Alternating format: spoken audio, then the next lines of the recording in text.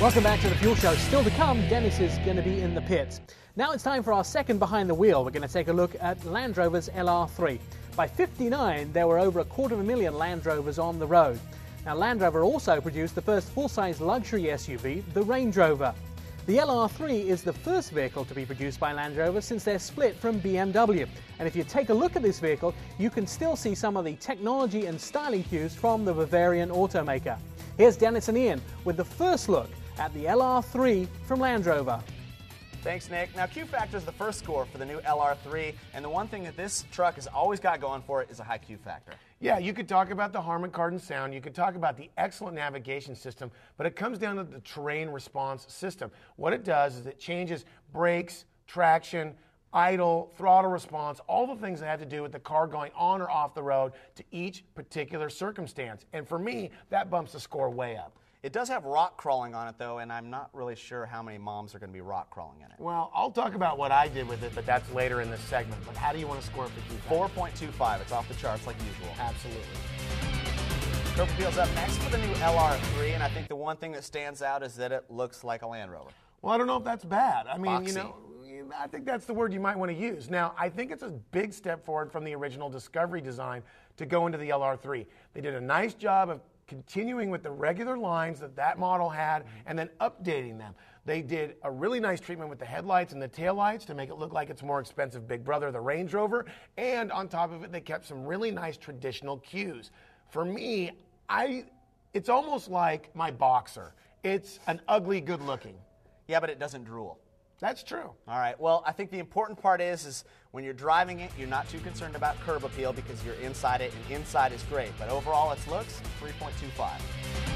Performance is up next for the new 2007 LR3.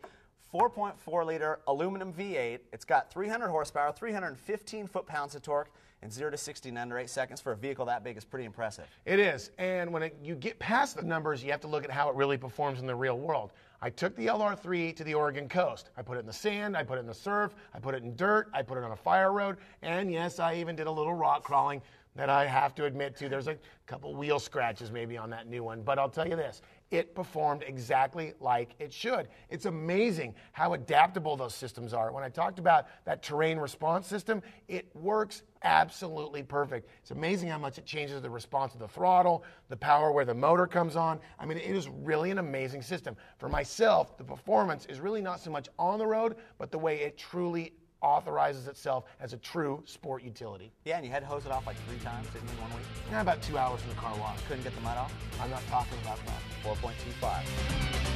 Fit and finish is up next for the new 2007 LR3, and at 60 grand, better be fit and finished. I have to agree with Ian. You know, when you look at it, it is fit. All the panels fit well. It's all put together very well. They did a nice job on the finish with the choice of real wood if you want it, or the metal materials if you choose so. They do a nice job of letting the consumer pick what he wants on the inside as far as materials when it comes to the little extras. So for me, I have to say it's pretty darn high.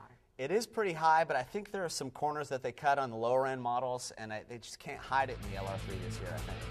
I don't know. I think I disagree, but where are we going to score it? I'd say somewhere in the middle, 3.75.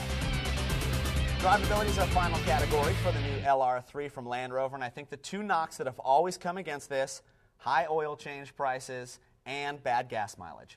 Well, the oil change is just because it's expensive to work on any high-end vehicle. I think that when you're talking about fuel mileage, it's one thing I was disappointed in. I got like 16 miles per gallon.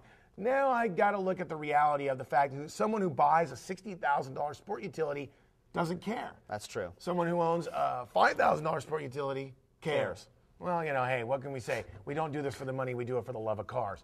The people who buy a Land Rover for what it really does are buying it for what it really can do. It performs on and off-road better in a combination, I think, than any other sport utility out there, short of its own big brother, the Range Rover. I'd have to agree. It's got the great stadium seating so the people in the back can see out the front windshield. 3 sunroofs. Yeah, it's got the sunroofs. It's got great cargo capacity. I mean, we got to score it high. Yeah, I'd have to agree. So what do you think? 4.5. Absolutely. Let's see how Dennis and Ian scored the Land Rover LR3. For Q Factor, they gave it a 4.25. In curb appeal, a 3.25. For performance, a 4.25. And in fit and finish, a 3.75. Finally, for drivability, Dennis and Ian gave Land Rover's LR3 a 4.5. That's a total of 20 out of a possible 25. When the fuel show returns, Dennis is going to be in the pits.